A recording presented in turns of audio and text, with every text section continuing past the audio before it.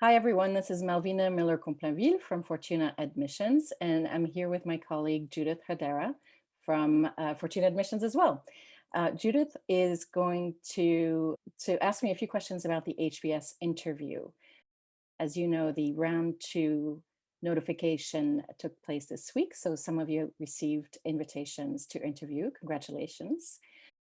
And I've asked Judith to jump on and just walk through some questions to help you prepare. Good morning, everybody. We're so glad to see you. And Malvina, it's always such a delight to speak with you. Can you give us a quick overview of the HBS application process? Sure. So the process for HBS, you have three rounds. The first two rounds are dedicated to the regular MBA admissions. The third round is dedicated to their 2+2 program. And in terms of the application material that candidates submit, it's really, it's the same process for all these rounds. So there's an essay, an online application, two recommendation letters that need to be submitted with that. They look at your test scores as well as your academic records. And once you've submitted all of that, you hear back from admissions whether you're invited for an interview or not. And how do you feel like this year's pandemic situation has perhaps impacted the interview process? That's a really good question.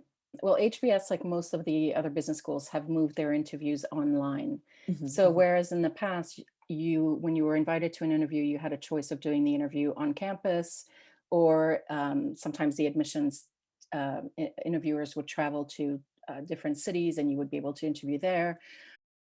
There would be some opportunities to do interviews over Skype, for example, but those were more rare.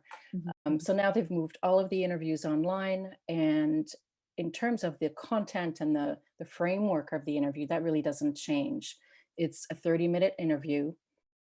You're interviewing with either one or two individuals from the HBS interview board. And these individuals have been trained to do these interviews. Chad Losey talks about how they look at your application material as if it was a case.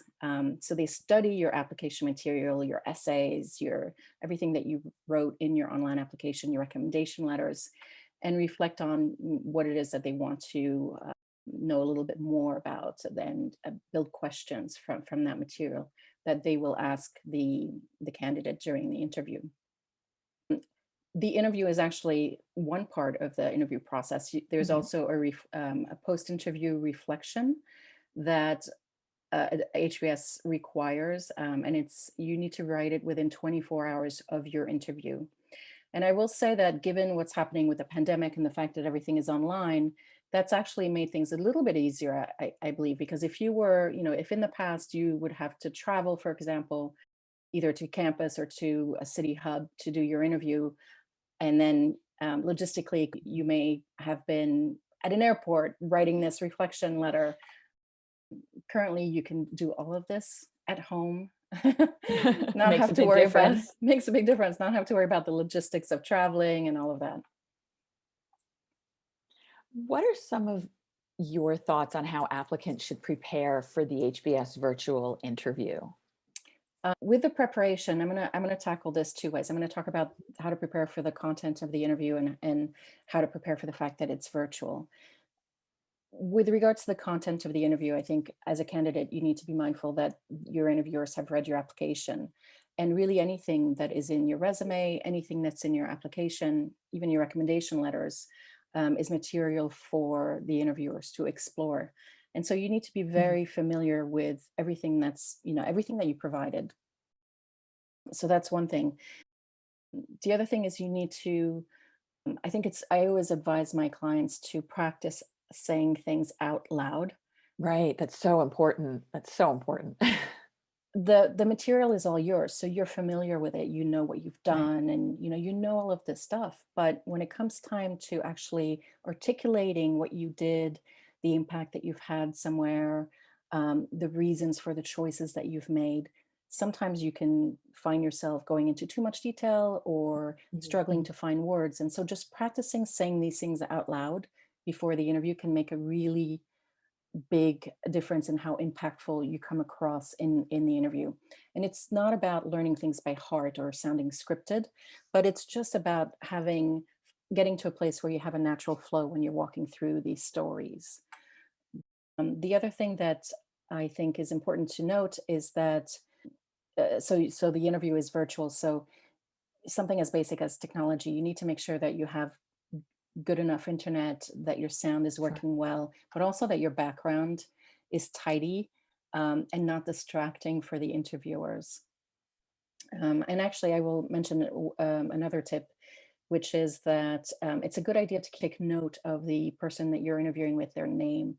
And when you're doing an interview, over Zoom, often you have the person's name at the bottom of Right. the screen, and just write it down, because it would be nice for you to be able to talk about that person in your reflection letter, to be able to talk about that person by name. And sometimes the interview just, it happens so quickly, and you're thinking about, focusing on the interview, and what can happen is you just miss that opportunity to keep track of the name of the interviewer. Great. It's so helpful for the applicants to talk with you and to hear what you're mentioning, because I think, you kind of, until you go through the process at least once, it's sort of hard to imagine what it's going to be like. So really appreciate your ideas on this morning, and looking forward to getting to talk more about it again during the cycle. Thanks so much. Thank you so much, Judith, and good luck to everyone. Bye bye. Bye.